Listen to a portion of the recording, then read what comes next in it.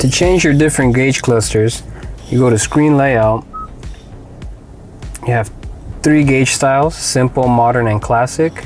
You have A, B, and C to choose from.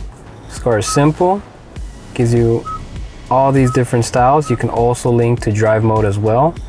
More of a modern style, or classic if you like the tachometer needle look.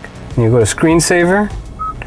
You got clock or none if you don't want to display any, but if you go to the gear selector over here, you got 6 different themes to choose from. If you want a digital or more of a simplistic look, you got these 2 as well.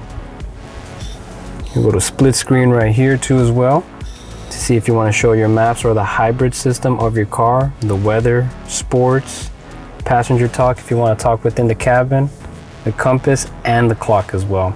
So you have a 12.3 to take advantage of the entire screen and split those screens. And you can also toggle these the way you want to as well. Just by pressing these bars right here, you can also toggle them. You can turn off what you want over here or turn on. That's over here. There's a hybrid system here too as well. So you got that. Maps is automatically always on.